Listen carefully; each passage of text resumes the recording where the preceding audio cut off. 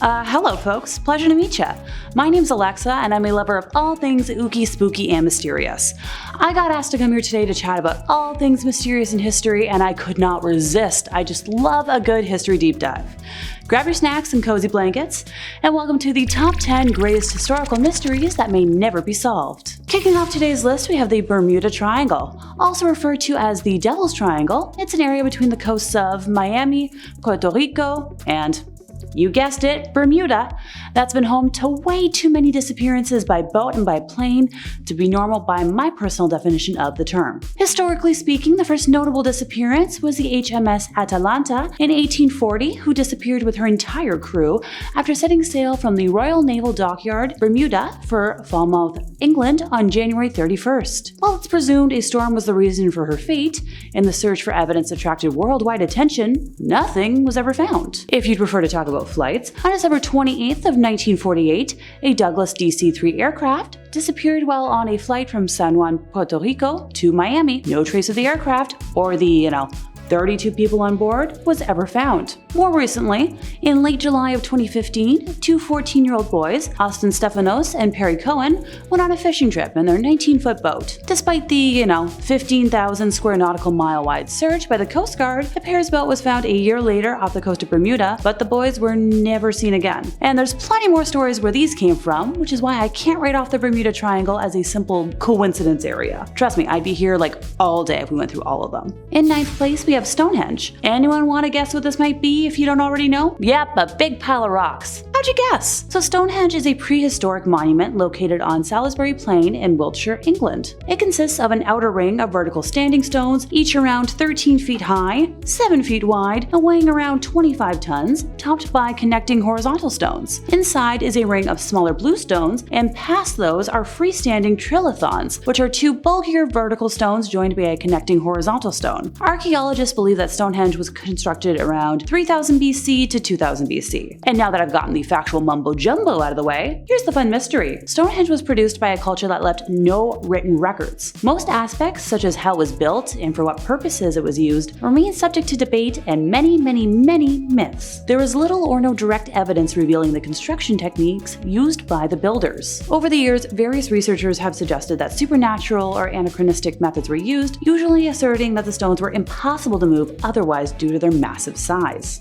In 8th place, we have the Great Library of Alexandria. Located in Egypt, it was one of the largest and most significant libraries of the ancient world. The library acquired many papyrus scrolls, owing largely to the Ptolemaic king's aggressive and well-funded policies for procuring texts. It is unknown exactly just how many scrolls were housed at any given time, but estimates range from 40 to 400,000 at its height. Alexandria came to be regarded as the capital of knowledge and learning, in part because of the Great Library. Many important and influential scholars worked at the library during the 3rd and 2nd centuries BC, including Callimachus, who wrote the Pinakes, considered to be the world's first library catalog, and Eratosthenes of Cyrene, who calculated the circumference of the Earth within a few hundred kilometers of accuracy. Between 270 and 275 AD, the city of Alexandria saw a Ptolemaic invasion and an imperial counterattack that completely destroyed the library. The Serapeum, which was the daughter library, was vandalized and demolished in 391 AD under a decree issued by Bishop Theophilus of Alexandria, and with that,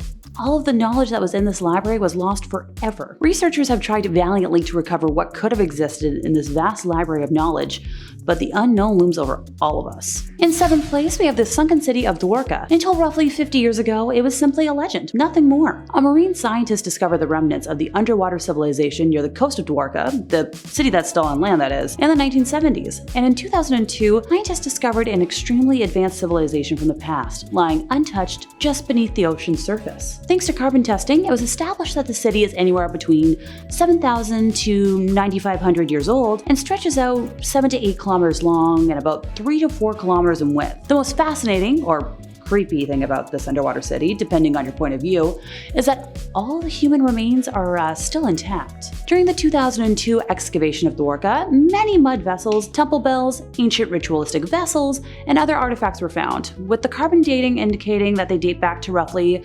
7200 BC. otherwise known as the prehistoric period. At the time of this research, scientists also found a massive man-made wall that's almost 2,000 feet tall that has since been unearthed during periods of low tide and can somewhat be easily seen now. It'll be fascinating to see if we ever learn about how the city was built or scientifically what led to the submerging and historical loss of the location outside of mythology. In sixth place, we have the death of Sir Harry Oakes. As someone who grew up visiting one of his former homes, now the Museum of Northern History, I knew I couldn't leave him off my list. Sir Harry earned his fortune in Canada and moved to the Bahamas in the 1930s for tax evasion purposes. He arrived in Kirkland Lake in northeastern Ontario, Canada on June 19th of 1911, and in September of that same year, he registered the transfer of claim T1663, purchased from George Miniker and established Lakeshore Mine. 20 years later, the gold mine was the most productive in the Western Hemisphere, and it ultimately proved to be the second largest gold mine in the Americas. It's no longer in operation, but plenty of other gold mines around the Kirkland Lake area are. On the evening of July 8th of 1943,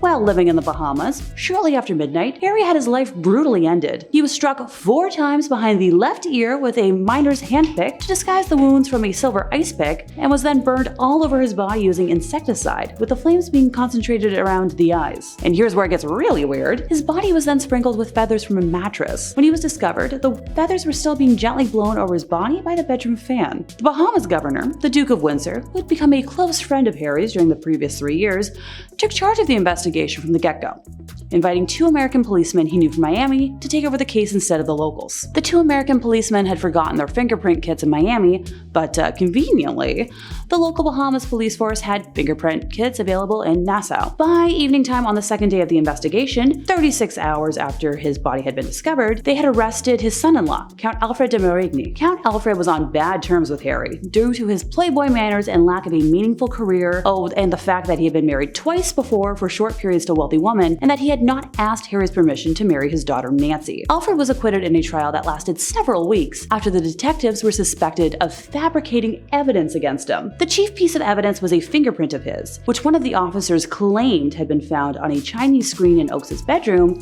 where the body had been found. It was later discovered that the print had been lifted from the water glass that Alfred had used during his questioning by the Miami police captains. So, who killed Sir Harry Oakes? The theories that have emerged since 1943 have ranged from a killer reappearing from Oakes' Canadian past, to a rage-filled secret lover, to a hitman sent by mobster Meyer Lansky. Make of that what you will. There's a lot of really fun books out there about it. In 5th place, we have the mysterious Roanoke Colony. In 1587, 121 colonists led by John White arrived on Roanoke Island in what would be present-day North Carolina to establish a colony. As tensions mounted with the local population, John White opted to return to England to gather reinforcements and supplies. But when he returned several years later, the settlement was completely deserted, with no signs of a struggle and no remains to be found anywhere. The settlement became known as the Lost Colony, and none of its members were ever seen again.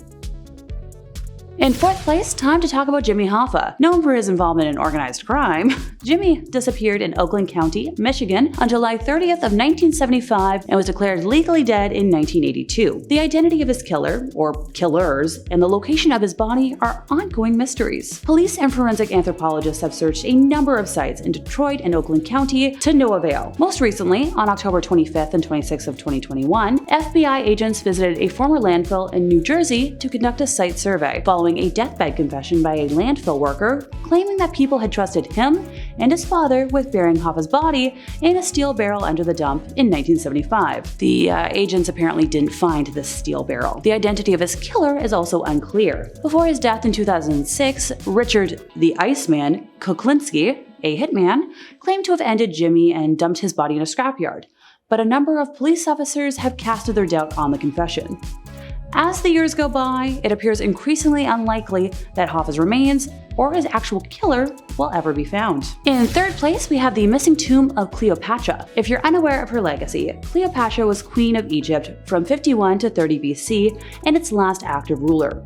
When she realized her kingdom was about to be no longer, she refused to become a Roman prisoner and ended her own life. Popular belief is that she allowed an asp or Egyptian cobra to bite and poison her. Now, no venomous snake was found with her body, but she did have tiny puncture wounds on her arm that could have been caused by a needle. After her passing, Egypt became a province of the Roman Empire, marking the end of the last Hellenistic state in the Mediterranean. Unlike other famous monarchs from that time period, attempts to find her tomb, where she is buried next to her beloved Antony, have never been successful. Excavations carried out by Kathleen Martinez have yielded 10 mummies and 27 tombs of Egyptian nobles, as well as coins bearing images of Cleopatra and carvings showing her and her lover in an embrace. So far though, the tomb itself remains elusive, but temple excavations continue, with additional sites below the surface identified using ground-penetrating radar since around 2011. In second place, we have the disappearance of Emelia Earhart. She was an American aviation pioneer, being the first female aviator to fly solo across the Atlantic Ocean. She set many other records and was one of the first aviators to promote commercial air travel, wrote best-selling books about her flying experiences, along with being instrumental in the formation of the 99s, an organization for female pilots. On July 2nd of 1937, Emelia Earhart flew towards Howland Island, one of the last stops on her attempt to be the first woman to fly around the world. Nearing the tiny Pacific island, she radioed the Itasca, a United States Coast Guard cutter anchored off of Howland's coast, to ask it to guide her onto land with radio signals, saying, "We must be on you but cannot see you, gas is running low, been unable to reach you by radio, we're flying at 1,000 feet. Earhart's last confirmed message indicated that she was flying on a northwest to southeast navigational line that bisected the island, but she did not indicate in which direction she was heading. After that communication at 8:43 a.m., several expedition since have tried to locate the plane's wreckage, but have had zero luck. By studying Emelia's final radio transmissions and calculating what is known about the plane's fuel supply, researchers have narrowed their search to a 630 square mile area of the ocean. Theories about what happened have ranged in extremes, from simply crashing and sinking, to being captured and held as a war prisoner, living as castaways that were never found, that it was a government cover-up, or she simply restarted her life in anonymity. Feel free to post your favorite theory in the comments. I'd love to know. And in first place, we have Jack the Ripper. What?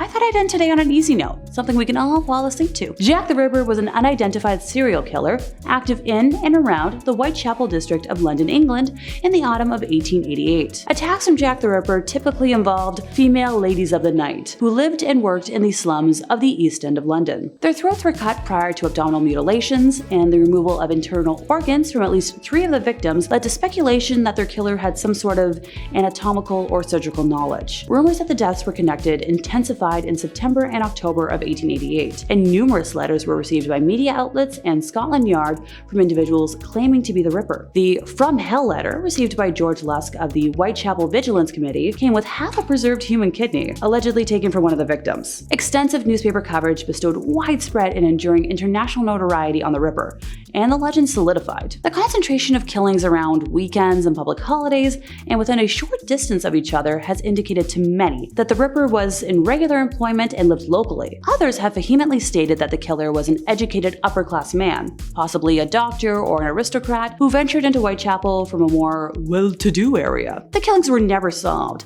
and the legends surrounding these crimes became a combination of historical research, folklore, and pseudo-history, capturing public imagination until this day. And that brings us to the end of our list, and my curiosity is definitely piqued. What can I say? I was obsessed with the mystery of the lost Grand Duchess Anastasia growing up, and that's been solved in my lifetime.